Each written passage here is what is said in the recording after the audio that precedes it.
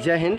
आज हम इस वीडियो में देखेंगे हिंदी व्याकरण में वचन, और वचन में हम देखेंगे कि वचन क्या है, यानी वचन किसे कहते हैं, वचन कितने प्रकार के होते हैं वो जानेंगे, और वचन से किस प्रकार से प्रश्न पूछे जाते हैं उसे हम देखेंगे। तो देखिए, सबसे पहले आपको हिंदी व्याकरण में यहाँ पढ़ाया जा रहा है आज कि वचन क्या है।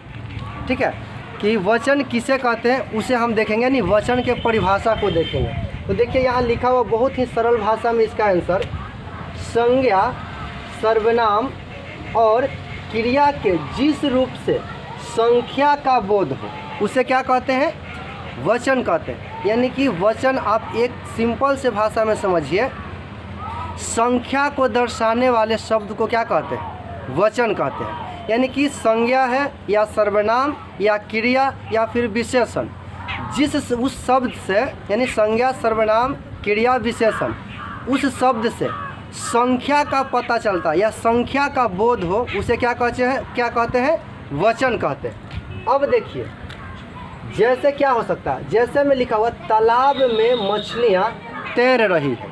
क्या लिखा हुआ जैसे में, तालाब में मछलियाँ तैर रही है। देखिए, यहाँ पे एग्जाम्पल भी इस प्रकार के दिया गया है जिसमें से वचन पूरा क्लियर हो जाएगा। देखिए, परिभाषा था कि संज्ञा, सर्वनाम और क्रिया के जिस रूप से संख्या का बोध हो उसे क्या कहते हैं, वचन कहते हैं। और जैसे में लिखा हुआ कि तालाब में मछलियाँ तैर रही है। तालाब कहने का मतलब पता चला ना कि कोई एक तालाब है, तालाब के बहुत से लोग वहाँ पे देख रहे हैं और उसमें बहुत ज़्यादा मछलियाँ क्या है जी, तैर रही है। एक तालाब में बहुत से मछलियाँ तैर रही है ना, तो तालाब है तो एक है, यानी कि एक तालाब का बोध हो रहा है। मछलियाँ तैर रही है यानी कि बहुत से मछलियाँ तैर रही है, हो गया। दूसरा आप एग्जाम्पल समझिए, माली पौधे सींच रही है। सींचना मतलब होता है पानी पटाना। क्या होता है जी, पानी पटाना। माली हो सकता है कि एक माली है और पौधे सींच रही है, यानी कहने का मतलब पौधे में पानी डाल रही है। तो एक माली एक ही पौधा में पानी डालेगी नहीं, वो तो बहुत से पौधे में, यानी बहुत से क्यारी बना करके फूल लगाया हुआ होगा और उसमें क्या करेगी, पानी डालेगी। तो एक माली पौधे सींच रही है यानी कि बहुत से पेड़ में पानी डाल रही है। चलिए, यानी कि डिफिनेशन के अनुसार ये आपको एग्जाम्पल, अब इससे भेद पता चलेगा। तो यहाँ स्टार पॉइंट में बताया गया कि अब वचन दो प्रकार के होते हैं। यानी आपसे पूछा जाएगा ऑब्जेक्टिव प्रश्न कि वचन कितने प्रकार के होते हैं। तो हिंदी में वचन दो प्रकार के होते हैं, एक वचन और दूसरा बहुवचन। अगर वचन आप संस्कृत में पढ़ते हैं तो वचन कितने प्रकार के हो जाएंगे, 3 प्रकार के हो जाएंगे, जिसमें एक वचन, द्विवचन और फिर बहुवचन। ठीक है, भूल कर आप अमिताभ वचन याद न रखिएगा। क्या होगा जी, 3 ही ना संस्कृत में, एक वचन, द्विवचन और फिर बहुवचन। लेकिन हिंदी में अगर आपसे क्वेश्चन पूछा जाएगा कि हिंदी के, यानी कि हिंदी व्याकरण में वचन कितने प्रकार के होते हैं, तो 2 प्रकार के होते हैं, एक वचन और बहुवचन। एक कहने का मतलब किसी एक प्राणी या फिर किसी एक वस्तु या किसी एक व्यक्ति का बोध होता है, उसे क्या कहते हैं, एक वचन कहेंगे। समझ में आ रहा कि नहीं आ रहा? चलिए, अब बहुवचन यानी एक से अधिक व्यक्ति या एक से अधिक वस्तु का बोध होता है, उसे क्या कहेंगे जी, बहुवचन कहेंगे। तो देखिए, आप एग्जाम्पल में छिपा हुआ था भेद, तालाब। तो तालाब, एक तालाब के यहाँ पे बोध कराया जा रहा है ना। तो तालाब क्या हो गया, एक वचन। जबकि मछलियाँ यानी कि बहुत से मछलियाँ, तो क्या हो जाएगा जी, बहुवचन। होगा कि नहीं होगा? उसी प्रकार से दूसरा एग्जाम्पल को समझिए, माली पौधे सींच रही है। तो माली कहने का मतलब कि एक माली है कि नहीं, तो एक वचन होगा। और पौधे सींच रही है, तो पौधे तो काफ़ी ज़्यादा होगा ना, क्यारी में पौधे लगाया हुआ होगा तो एक थोड़ी ना होगा, बहुत काफ़ी सारा पौधा लगाया हुआ होगा, तो वहाँ पे क्या होगा, बहुवचन। तो भेद के अनुसार से यहाँ पे एग्जाम्पल दिया गया था। अब देख लीजिए, डिफिनेशन यहाँ पे एकदम क्लियर है। एक वचन क्या है, तो शब्दों के जिस रूप से एक वस्तु का बोध हो उसे क्या कहते हैं, एक वचन कहते हैं। जैसे कि देखिए, स्त्री लिखा हुआ है, घोड़ा, लड़का, टोपी इत्यादि। इस प्रकार से आपका एग्जाम्पल दिया हुआ है। इसके बाद देखिए, बहुवचन आता है कि बहुवचन क्या है, तो बहुवचन शब्द के जिस रूप से एक से अधिक व्यक्ति या वस्तु, यानी कि शब्द के जिस रूप से एक से अधिक यानी एक से ज़्यादा, एक से अधिक व्यक्ति या वस्तु होने का बोध होता है, उसे हम क्या कहते हैं?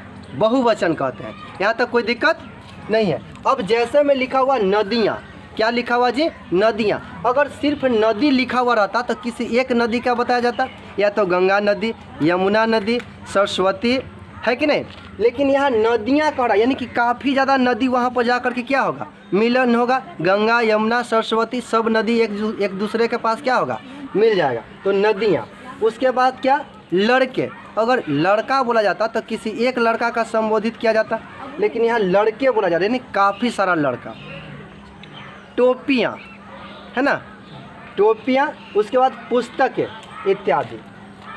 चलिए इसमें कुछ नोट्स पॉइंट्स है, उसको देख लेते हैं।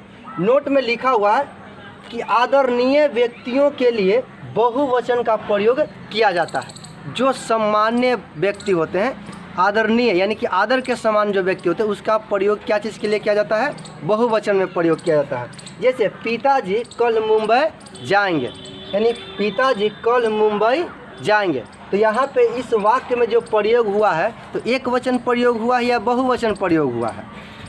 तो पिताजी आदरणीय है ना, आदर के समान है, तो कौन सा वचन का प्रयोग किया गया है? बहुवचन का प्रयोग किया गया है। यहाँ तक कोई दिक्कत हुआ आप लोगों को? वचन को समझने में कोई दिक्कत नहीं है? अब देखिए, वचन से आप लोगों से क्वेश्चन जो पूछा जाएगा ऑब्जेक्टिव रूप में, जो इस तरह के क्वेश्चन होंगे।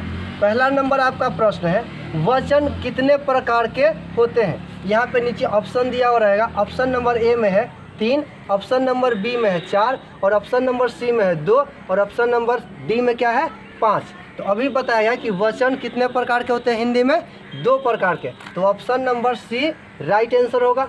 इसके बाद क्वेश्चन नंबर दूसरा, संज्ञा, सर्वनाम तथा क्रिया के जिस रूप से संख्या का बोध होता है क्या कहलाता है?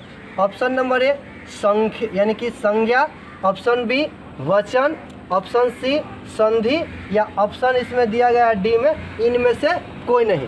तो आप बताइए, अभी डिफिनेशन जो बताया गया था, तो लिखाया गया था कि संज्ञा, सर्वनाम तथा क्रिया के जिस रूप से संख्या का बोध होता है उसे क्या कहते हैं? वचन कहते हैं। तो ऑप्शन नंबर बी क्या होगा? सही आंसर। इसके बाद क्वेश्चन नंबर तीसरा, लड़के निम्न में क्या है? यानी कि लड़के जो है निम्नलिखित में से क्या है, जो आपको ऑप्शन दिया हुआ है? ऑप्शन नंबर ए बहुवचन, ऑप्शन नंबर बी एक वचन, या ऑप्शन नंबर सी ए और बी दोनों, या ऑप्शन नंबर डी कोई नहीं। यानी कि इस चारों ऑप्शन में से कौन सही है? तो देखिए यहाँ पे लड़के, बहुत से लड़के का यहाँ पे बोध हो रहा है, यानी बहुवचन का है। तो ऑप्शन नंबर क्या होगा जी? ए सही आंसर होगा, बहुवचन। हमें पूरा उम्मीद है कि इस वीडियो को शुरू से अगर अंत तक आप देखे होंगे तो आपको वचन बिल्कुल समझ में आ गया होगा। तो चलिए अब हम मिलते हैं नेक्स्ट वीडियो में नेक्स्ट टॉपिक को लेकर के लिए। तब तक के लिए धन्यवाद।